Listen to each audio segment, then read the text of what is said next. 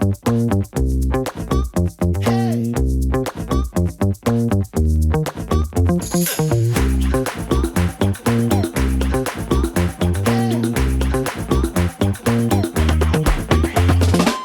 datang kepada Bapak dan Ibu dalam acara kegiatan komunitas pembelajaran Community of Practice Satuan Bersinergi Triwulan 3 tahun 2025 dengan tema Komunikasi dan Layanan Keprotokolan dan Audiensi Masyarakat.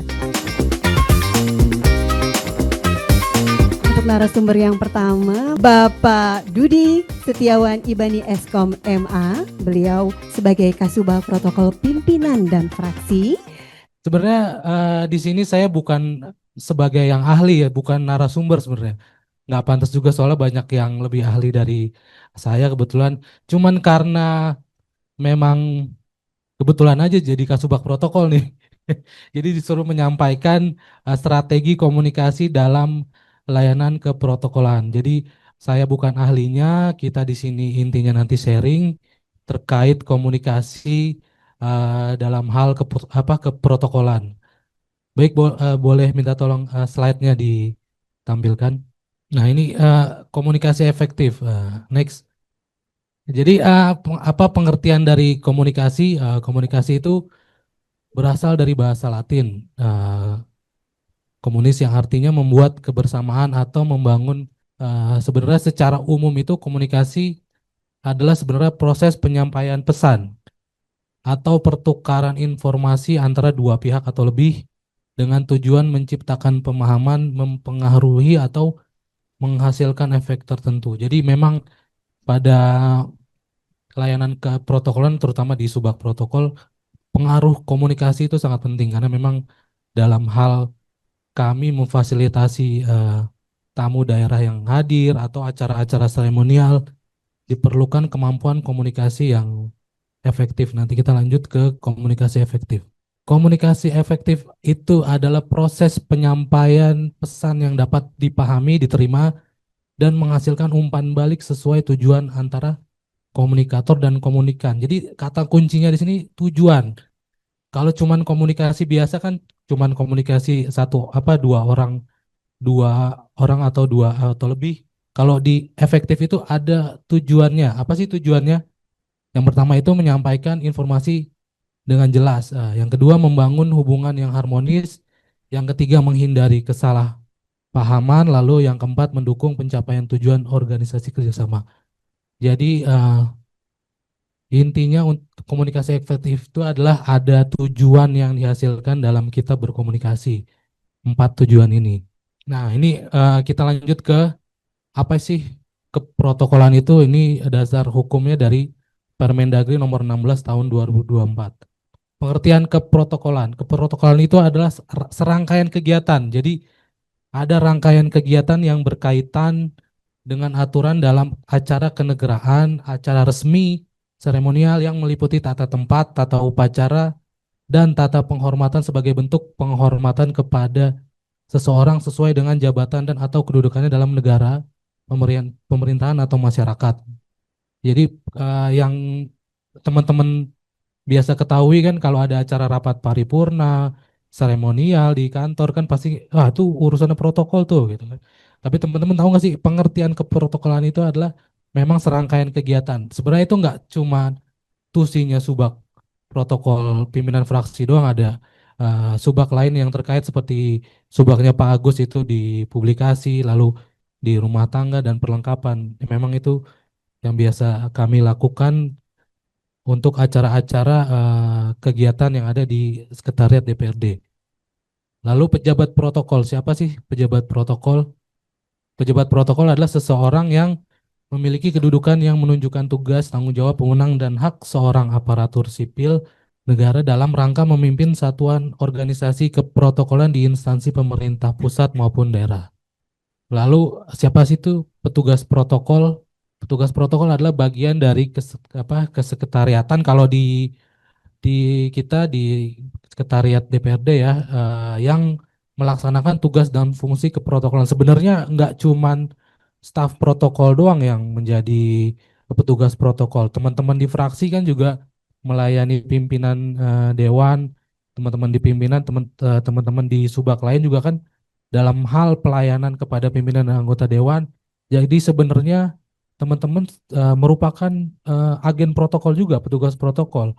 Kan bagian dari kesekretariatan yang melayani pimpinan dan anggota DPRD seperti itu. Jadi sebenarnya teman-teman itu juga tugas protokol, nggak cuman hanya staf subak protokol, pimpinan dan fraksi seperti itu.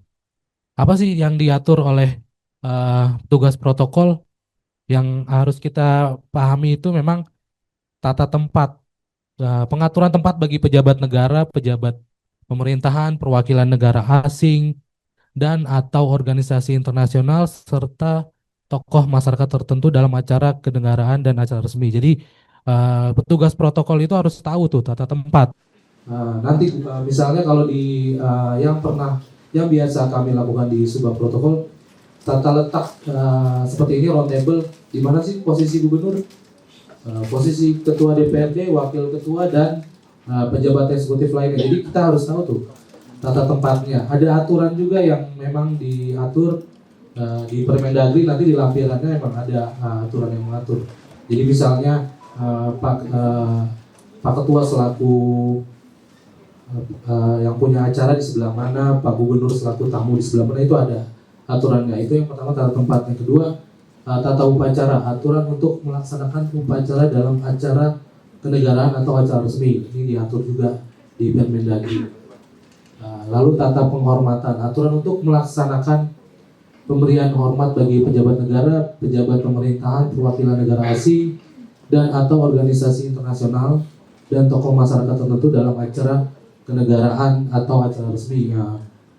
Terkait tata tempat, tata upacara dan penghormatan, memang kalau kita di sekretariat DPRD itu pada umumnya dalam rangka rapat paripurna ya, jadi kita memang harus tahu tata tempatnya pimpinan dewan di mana. Nanti kalau ada seremonial seperti penandatanganan, tempatnya kan itu harus diatur juga sama protokol, dan itu memang harus kita koordinasi juga dengan Biro KDH. Makanya kan kita harus punya kemampuan komunikasi yang mumpuni gitu. Jadi dalam rangkaian kegiatan fasilitasi rapat paripurna, kita tuh harus koordinasi ke eksekutif atau pejabat terkait.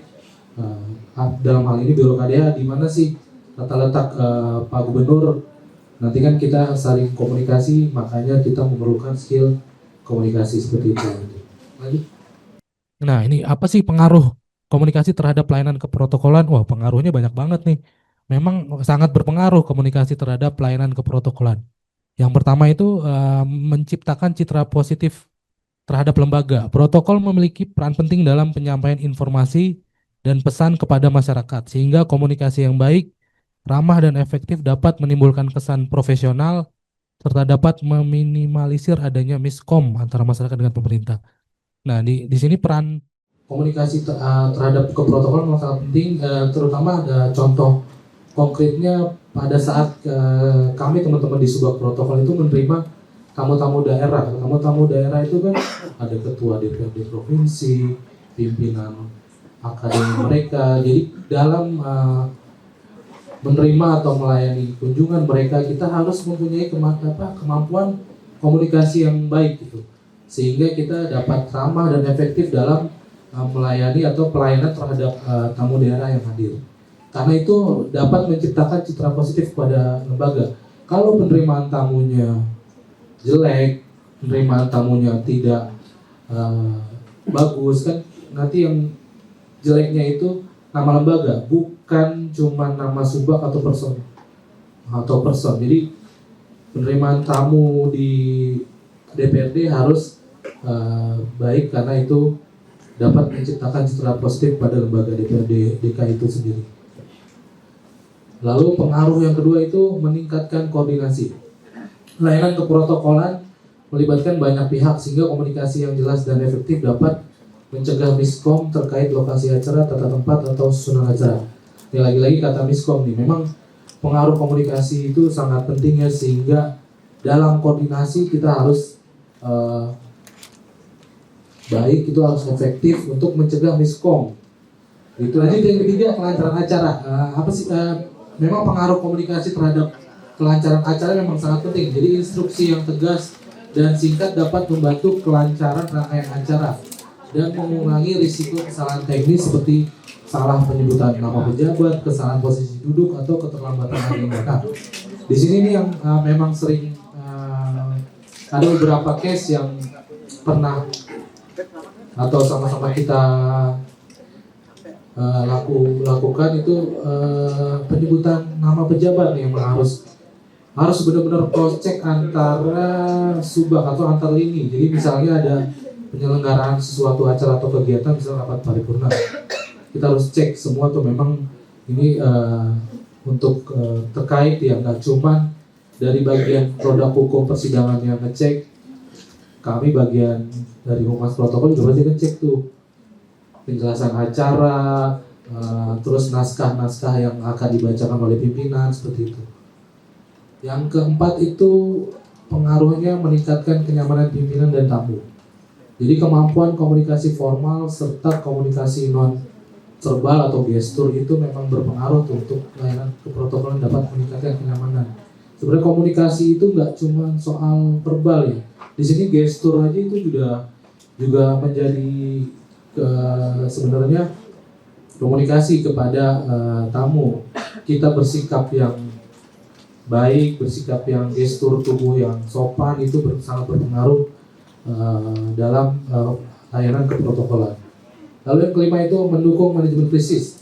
Dalam kondisi mendesak, perubahan agenda mendadak, kedatangan tamu terduga atau gangguan teknis, komunikasi yang cepat dan akurat sangat membantu protokol dalam mengambil keputusan. Jadi seperti yang kita ketahui, rapat-rapat di DPRD, rapat banggar kan biasanya itu kan selalu ada penundaan atau diskors. Nah itu peran protokol ada berperan di situ, terutama pengaruh komunikasinya.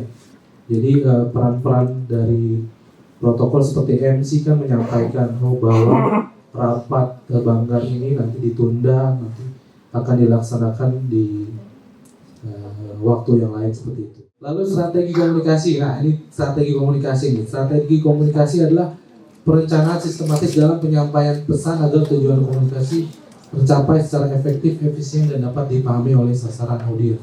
Atau kuncinya di sini efektif, efisien, dan dapat dipahami. Nah, tujuan dari strategi komunikasi? Platform ada beberapa tujuan ini menurut pendapat para ahli. Yang pertama itu to secure understanding, artinya memastikan pesan tersampaikan dengan baik kepada komunikan. Yang kedua itu pesan dapat dikelola dengan baik. Yang ketiga itu motivasi untuk melakukan kegiatan. Yang keempat itu proses komunikasi diharapkan dapat mencapai tujuan yang diinginkan. Memang strategi komunikasi ini salah satunya harus ada tujuan yang memang kita inginkan tuh. Jadi dalam hal-hal komunikasi kita harus tentukan juga tuh tujuan, apa sih tujuan kita dalam menerapkan, nanti kita terapkan dengan strategi komunikasi. Lanjut. Ini komponen strategi komunikasi ini sebenarnya tekstual banget. Saya juga udah 20 menit, takutnya kelamaan. Nanti teman-teman bahannya juga bisa dibaca sendiri. Saya cuma bacain aja. Ini komponen strategi komunikasi, ada juga jenis strategi komunikasi.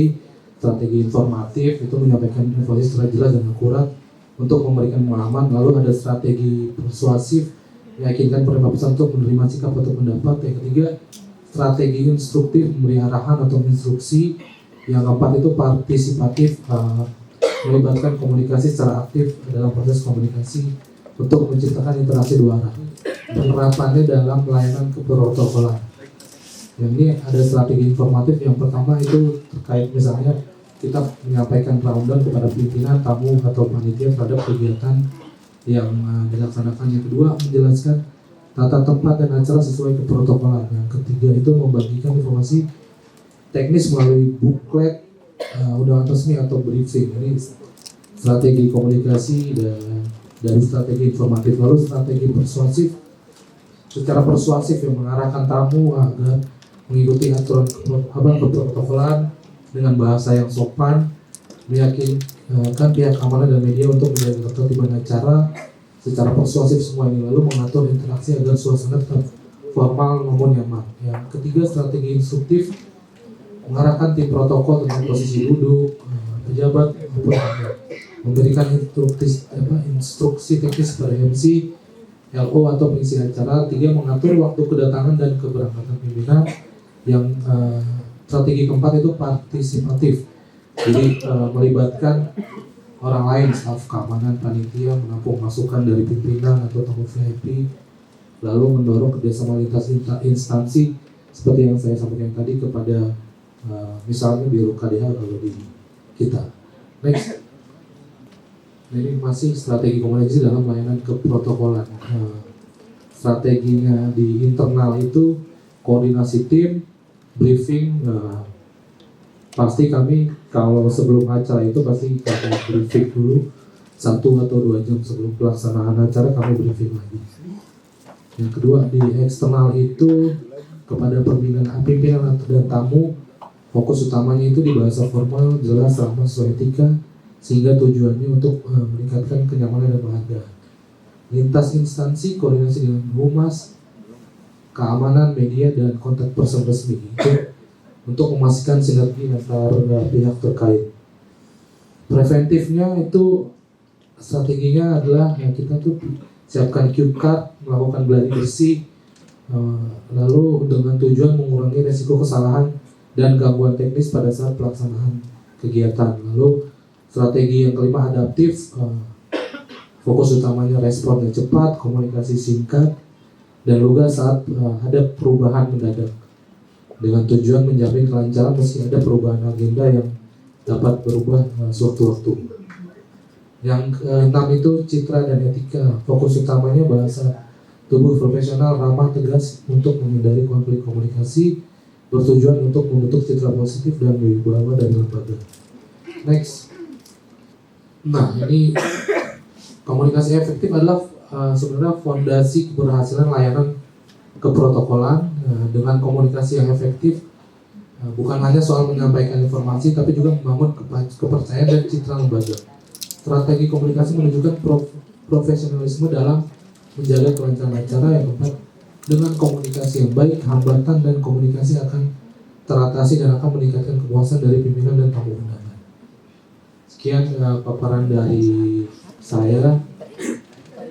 Terima kasih, saya kembalikan ke Pak Moderator.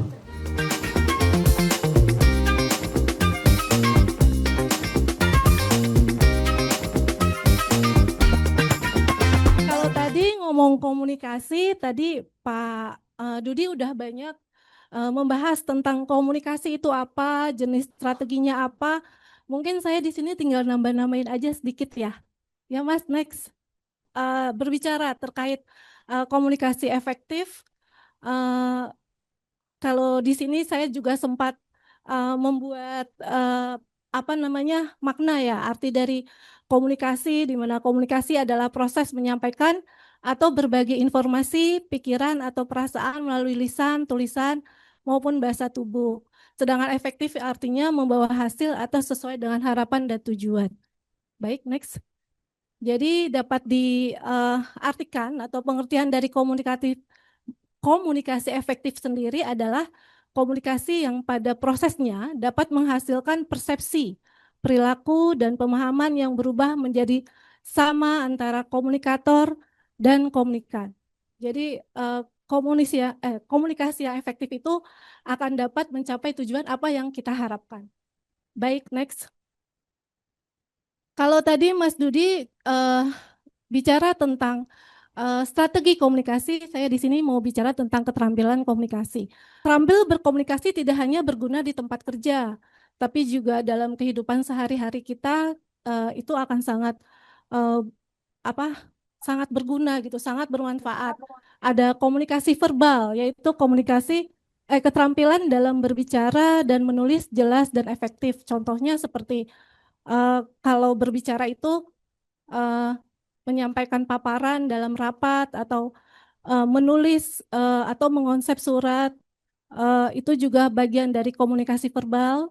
Terus komunikasi interpersonal, yaitu keterampilan untuk membangun hubungan yang sehat dengan orang lain dan menyelesaikan konflik dengan baik, yaitu contohnya seperti menaruh simpati gitu kepada orang yang melakukan keluh kesah atau menyampaikan curhatannya sama kita. Ini termasuk dari komunikasi interpersonal. Terus komunikasi nonverbal. Komunikasi nonverbal ini termasuk dari keterampilan untuk membaca dan memahami bahasa tubuh dan ekspresi wajah dalam sebuah komunikasi. Yaitu kalau nonverbal itu jadi gestur kita yang dilihat. Gimana kita berempati terhadap orang, bagaimana kita eh, apa ikut prihatin atau kita eh, pokoknya kita bisa menunjukkan dari apa yang gestur tubuh kita untuk lawan bicara kita. Baik, next.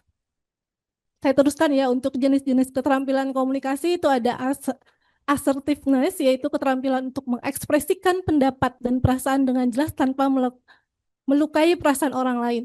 Jadi kita tuh wajar kalau misalnya kita bicara lugas, kita bicara jujur, tapi sekali lagi tidak dengan menyinggung atau melukai perasaan orang lain. Itulah assertiveness gitu. Terus active listening, yaitu keterampilan untuk mengikuti dan memahami apa yang sedang diucapkan oleh pembicara. Jadi kalau di saya nih ya, datang nih demonstrasi atau enggak masyarakat yang ingin menyampaikan aspirasinya. Terus kita tuh sebagai orang yang penyambung ya, jembatannya dari dewan, kita harus bisa menempatkan diri kita sebagai orang yang apa namanya ber ber berapa ya? Coba bukan, maksudnya gini. Jadi kalau misalnya ini kan aktif ya, jadi kita harus bisa dengerin gitu. Apa keluh kesah mereka, kita harus bisa berempati, bisa harus eh, me, apa ya, memahami apa yang mereka maui gitu. Agar apa ya, agar kita juga bisa memahami apa yang mereka inginkan. Ini juga empati, keterampilan untuk memahami perasaan dan pikiran orang lain hampir sama dengan active listening. Cuma kalau active listening ini salah satu ciri-cirinya yaitu dengan bahasa tubuh gitu ya. Bisa bisa kita dengan cara mengangguk, kita dengan cara mengulang bicaranya orang tersebut gitu. Terus ini persuasion, yaitu keterampilan untuk meyakinkan orang lain dengan argumen yang kuat, yaitu dengan memberikan data-data yang tepat gitu, data-data yang benar. Pentingnya keterampilan komunikasi di dunia kerja. Yang pertama yaitu mempengaruhi kinerja. Komunikasi di dunia kerja itu pastinya sangat mempengaruhi kinerja kita. Itu karena semakin kita bisa melakukan komunikasi yang baik, pastinya kinerja kita juga akan semakin baik. Karena dengan komunikasi yang efektif, kita bisa memahami apa yang orang sampaikan yang orang sampaikan ke kita, dan kita juga bisa menyampaikan kepada orang, maksudnya teman kita gitu. Jadi hubungan itu akan baik gitu. Terus meningkatkan peluang karir, memperbaiki hubungan dengan karyawan, yaitu antara atasan dan bawahan. Itu juga harus ada komunikasi yang baik, juga meningkatkan peluang karir bagi kita juga. Ya baik, ini sekarang saya masuk di komunikasi dalam pelayanan penerimaan audiensi masyarakat. Kalau yang tadi memang sedikit agak teoritis, padahal saya nggak expert ya di situ, tapi coba menyampaikan. Ya ini penerimaan audiensi masyarakat. Jadi pentingnya komunikasi di dalam fasilitasi kegiatan DPRD. Yang pertama, DPRD sebagai jembatan aspirasi masyarakat. Yang tadi saya sampaikan bahwa sebagai fasilitasi dari DPRD, kita harus dapat mencerminkan bahwa DPRD bisa dapat dipercaya oleh masyarakat. Untuk itu dalam penerimaan audiensi ini, kita juga harus bisa memberikan citra baik kepada masyarakat bahwa DPRD itu menerima atau menerima masukan ataupun aspirasi juga dengan baik. Terus yang kedua, komunikasi yang baik menciptakan kepercayaan publik. Ya ini dia. Kalau kita misalnya mencerminkan gitu, seperti yang tadi saya bilang, kita bisa memberikan, dapat berkomunikasi komunikasi efektif dengan eh, masyarakat. Nah, masyarakat terus menerima kita dengan terbuka, kita juga bisa menindaklanjuti aspirasinya, pastinya kepercayaan publik akan baik juga kepada DPRD. Terus fasilitasi kegiatan audiensi delegasi sangat bergantung pada komunikasi yang efektif. Ya, itu sama dengan yang ya. Sudah 15 menit Ibu Hajah Krosna ini. Izin biar nafas dulu karena beliau ngos-ngosan.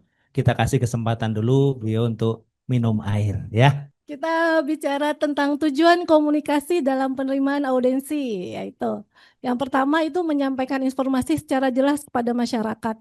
Jadi kalau misalnya ada masyarakat yang datang, Bu, ini saya mau menyampaikan permohonan audiensi ataupun saya mau melakukan rencana aksi.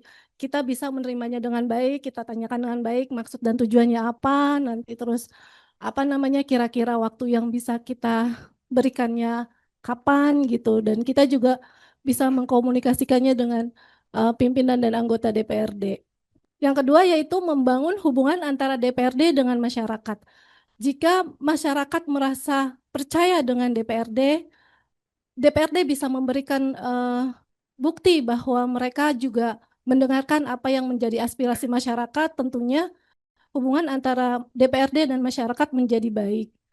Terus yang ketiga, menampung, mendengar, dan menindaklanjuti aspirasi secara transparan. Nah, ini kita juga harus selalu berusaha untuk memberikan keterangan yang jelas, atau kita harus dapat memberikan kayak saya contohnya misalnya waktu itu saya pernah ada pengalaman nerima audiensi dari BPK Air. Jadi orang-orang PJLP-nya yang sudah tua-tua, mereka minta agar anak-anaknya bisa diterima untuk meneruskan mereka gitu. Nah, itu sudah berkali-kali mereka datang ke DPRD tapi nggak selesai-selesai gitu. Nah, itu kita coba untuk eh, menampung aspirasi mereka. Kita coba untuk membuat laporan kepada ketua DPRD. Terus alhamdulillah keluar rekomendasi yang rekomendasi itu disampaikan pada gubernur. Yang tadinya eh, delegasi itu datang berkali-kali, dengan penyelesaian rekomendasi ke gubernur itu selesai gitu. Alhamdulillah kan alhamdulillah jadinya masyarakat tuh seneng gitu bahwa DPRD memang benar menindaklanjuti apa yang mereka mau gitu, apa yang mereka inginkan. Ya, yang keempat yaitu menciptakan suasana dialog yang kondusif. Tentunya kita walaupun pernah juga pengalaman nerima yang namanya LSM PKN. Mungkin kemarin sama beberapa ini Pak Asril ya, Pak Agus, kita nerima itu kita dimaki-maki, yaitu walaupun kita diterima dengan sangat tidak bersahabat, kita sebagai ASN, sebagai bagian dari DPRD tetap harus menggunakan kepala dingin untuk menanggapi apa yang mereka sampaikan kepada kita. Baik. Ya, ini prinsip komunikasi dalam fasilitasi. Ya, ini tetap satu, kita harus sopan, terbuka, dan menghargai setiap pihak. Apapun yang mereka sampaikan, walaupun kita berpikirnya bahwa ada juga yang datang ke saya, Ibu, saya orang susah, saya minta dibikinin rumah sama DPRD. Gimana? Nah, itu sesuatu, yaitu walaupun sesuatu yang mereka minta itu sepertinya nggak mungkin gitu. Maksudnya sesuatu yang itu. Nah, tapi kita tetap harus bisa menghargai apa yang mereka minta. Kita tetap harus bisa mengarahkan gitu. Mungkin Bapak baiknya ke dinas sosial, atau Bapak mungkin bisa ke TKP KP itu ya penanggulangan kemiskinan gitu kan. Ya. Yang kedua, bahasa yang mudah dipahami oleh semua kalangan. Ya sebagaimana kita tahu, yang datang ke DPRD itu masyarakat dari latar belakang yang berbeda, dengan pendidikan yang berbeda. Jadi tetap pada saat kita nerima mereka, kita harus menggunakan bahasa yang memang mudah dipahami oleh mereka gitu. Jangan kita nanti ditanyain sama mereka, Bu, saya mau apa? Masalah tunjangan misalnya. Oh, Bapak, tunjangan ini sudah ada di PP ini. Ya itu kan mereka nggak mau tahu ya masalah kayak gitu gitu. Jadi memang harus kita feedback dengan bahasa yang mudah dipahami juga. Yang ketiga ya mendengarkan dengan aktif, aspirasi, tapi kita juga berempati kepada mereka. Kita juga bisa harus memberikan apa ya, menghargai apa yang mereka sampaikan dan kita juga bisa menindaklanjuti dengan menyampaikan aspirasi mereka kepada anggota dan pimpinan DPRD. Yang keempat, memberikan umpan balik terkait tindak lanjut aspirasi. Nah, ini mungkin seperti permohonan-permohonan audiensi yang disampaikan ke kita jadwalkan kapan akan dilakukan penerimaan audiensi. Demikian. Terus peran komunikasi dalam audiensi dan delegasi, ini ada sekretariat sebagai penghubung awal, memberikan informasi prosedurnya, juga memfasilitasi teknis, untuk pimpinan menyampaikan tanggapan, memberikan klarifikasi, dan menjelaskan proses tindak lanjut. Masyarakatnya menyampaikan aspirasi, harapan, serta masukan. Next.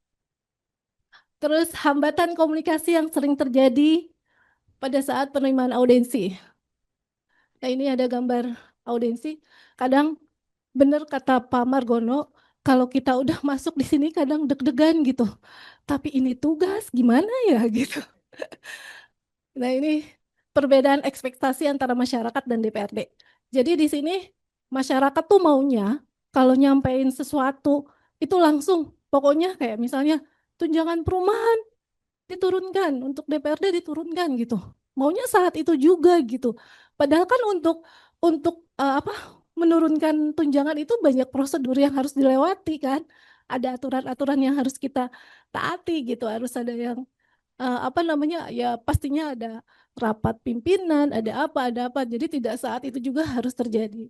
Nah, ini yang sering terjadi karena mereka maunya apa yang mereka minta saat itu juga harus terjadi gitu.